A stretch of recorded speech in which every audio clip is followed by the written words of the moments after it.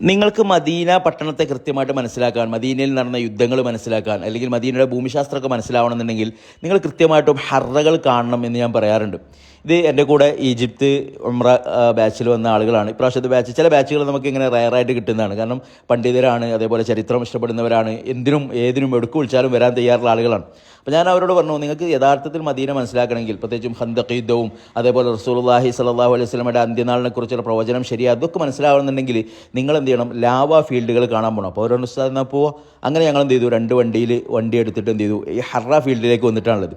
ഇതൊക്കെ ലാവ ഉരുകി ഒലിച്ചിട്ടുള്ള ഭാഗങ്ങളാണ്. ഇത് യഥാർത്ഥത്തിൽ കണ്ടാൽ തന്നെ ഇതിൻ്റെ ഒരു ഗാംഭീര്യവും ഇതിൻ്റെ ഒരു ബുദ്ധിമുട്ടും ഇതിൻ്റെ ഒരു തീവ്രതയൊക്കെ നമുക്ക് മനസ്സിലാവുള്ളൂ. അല്ലാഹു സുബ്ഹാനഹു വ തആല പ്രകൃതി കൊണ്ട് തന്നെ എങ്ങനെയാണ് പരിശുദ്ധ മദീന മുനവ്വറയെ സംരക്ഷിച്ചു വെച്ചത് എന്നും, അതുപോലെ തന്നെ റസൂലുള്ളാഹി സ്വല്ലല്ലാഹു അലൈഹി വസല്ലം മദീനയിലേക്ക് ഹിജ്റ വരുന്ന സമയത്ത് മദീന എന്ന് റസൂലുള്ളാഹിനോട് പറഞ്ഞിരുന്നില്ല.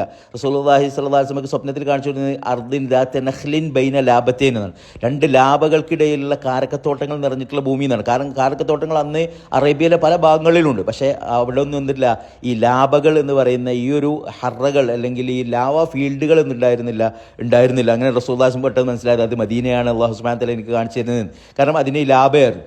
അതുപോലെ തന്നെ റസൂലുള്ളാഹി സ്വല്ലല്ലാഹു അലൈഹി വസല്ലം അന്ത്യനാൾ സംഭവിക്കുന്ന ഹിജാസിൽ ഒരു തീനാളം പ്രത്യക്ഷ, ആ തീനാളം എത്രത്തോളം ഗംഭീരമായിരുന്നു, എത്രത്തോളം പവർഫുൾ ആയിരുന്നു എന്നുള്ളത് നമുക്ക് ഇവിടെ വരുമ്പം, ഇവിടെ നിന്ന് നടക്കാൻ കഴിയാത്ത ഇവിടുത്തെ ഒരു ഹറകൾ അല്ലെങ്കിൽ ഈ ലാവ ഒലിച്ചു പോയ ഈ സംഭവം കാണുമ്പോൾ മാത്രമേ നമുക്ക് കൃത്യമായിട്ട് മനസ്സിലാവുള്ളൂ.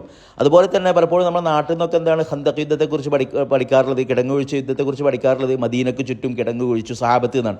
യഥാർത്ഥത്തിൽ മദീനക്ക് ചുറ്റും എന്തില്ല, കിടങ്ങ് കുഴിച്ചിട്ടില്ല. മദീനയുടെ ചെറിയൊരു ഭാഗം, ഒരു 6 കിലോമീറ്റർ ഭാഗം മാത്രമാണ് എന്ത് ചെയ്ത് കുഴിച്ചിട്ടുള്ളത്. കാരണം അങ്ങനെ കുഴിച്ചാൽ മതിയായിരുന്നു. ബാക്കി ഭാഗങ്ങളൊക്കെ ഈ ഹറകളാണ്.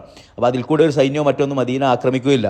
അതുപോലെ തന്നെ ഇപ്പോൾ ഉഹദ് യുദ്ധമാകട്ടെ, ഖന്തഖ് യുദ്ധം, മദീന എപ്പോഴൊക്കെ ആക്രമിക്കുക, അതൊക്കെ ആ ഒരു ഉഹദിൻ്റെയും ഖന്തഖിൻ്റെയും ഭാഗത്ത് മാത്രമേ ആക്രമിക്കപ്പെട്ടിട്ടുള്ളൂ. അതിൻ്റെ കാരണം അതിൽ കൂടെ മാത്രം, അവിടെ മാത്രമായിരുന്നു ഹറ ഇല്ലാത്ത ഏക ഭാഗം ഉണ്ടായിരുന്നത് എന്നാണ്. പ്രത്യേകിച്ച് നമ്മൾ മലയാളികൾക്കൊന്നും ഒരു അഗ്നിപർവ്വതം പൊട്ടിയുണ്ടായ ഭാഗങ്ങളോ കാര്യങ്ങളോ ഒന്നും ജീവിതത്തിൽ കണ്ടിട്ടുണ്ടാവും. കാരണം നമുക്ക് അങ്ങനത്തെ ഒരു എക്സ്പീരിയൻസ് ഇല്ലാത്തൊരു ജനതയാണ് നമ്മൾ. അപ്പോൾ സ്വാഭാവികമായിട്ടും നമുക്ക് ഇങ്ങനെ ഒരു അഗ്നിപർവ്വതം പൊട്ടിയാൽ എങ്ങനെ ഉണ്ടാവുക, അത് ഉണങ്ങിപ്പോയാൽ എങ്ങനെ ഉണ്ടാവുക. പലപ്പോഴും ഇതിനൊക്കെ വലിയ ഗ്യാപ്പുണ്ട്. ഒരു ചവിട്ട് പഴച്ചാൽ എന്ത് ചെയ്യും, ചിലപ്പോൾ 4-5 മീറ്റർ അടിയിലേക്ക് പോയിട്ട് പിന്നെ അങ്ങോട്ട് പുറത്തേക്ക് വരാൻ പറ്റാത്ത രീതിയിലൊക്കെ ഭയങ്കര പ്രയാസമുള്ള ഫീൽഡുകളാണ് ഈ ലാവ ഫീൽഡുകൾ എന്ന് പറയുന്നത്. റസൂലുള്ളാഹി സ്വല്ലല്ലാഹു അലൈഹി വസല്ലം സഹാബത്തിൻ്റെ കാലത്ത് മദീനയിലെ 4-3 ഭാഗവും ഏകദേശം ലാവ ഫീൽഡുകൾ. അതുകൊണ്ടാണ് മദീനയിലെ ഒരു കോർണർ മാത്രമാണ് എപ്പോഴും ആക്രമിക്കപ്പെടുക എന്നുള്ളത്. അതുപോലെ തന്നെ മുമ്പൊക്കെ ഇത്തരം കാഴ്ചകൾ നമുക്ക് റസൂലുള്ളാഹിയുടെ പള്ളിയുടെ ഏകദേശം അടുത്ത് തന്നെ കാണാമായിരുന്നു. പക്ഷേ ഇപ്പോൾ ബിൽഡിങ്ങുകളും കാര്യങ്ങളൊക്കെ വന്നിട്ട് ഇപ്പോൾ ഈ ഹറകൾ കാണണമെങ്കിൽ അത്യാവശ്യം യാത്ര ചെയ്ത് പോരേണ്ട ഒരു ദൂരത്തിലാണുള്ളത്. അപ്പോൾ ഇത്തരം ഒരു ആശയം ഞാൻ ഇവരോട് പറഞ്ഞ സമയത്ത് നമ്മൾ പോവുക എന്ന് പറയുകയും, അങ്ങനത്തെ ഒരു ബാച്ചായിരുന്നു. എന്തിനും അവർ ചാടി ഇറങ്ങാൻ റെഡിയായിരുന്നു. അപ്പോൾ അങ്ങനെ അവരുടെ ഒരു പേയ്മെൻറ്റ് അവരെടുത്തിട്ടാണ് ഞാൻ പോന്നിട്ടുള്ളത്. അപ്പോൾ മുമ്പ് ഇതിൻ്റെ കൂടെ വന്നൊരു നിങ്ങൾ കാണിച്ചെന്നില്ലല്ലോ എന്ന് പറയരുത്. ഇത് അവരുടെ ഒരു കാശിന് ഞങ്ങൾ യാത്ര ചെയ്ത് കണ്ടിട്ടുള്ള ഒരു കാഴ്ചയാണ്.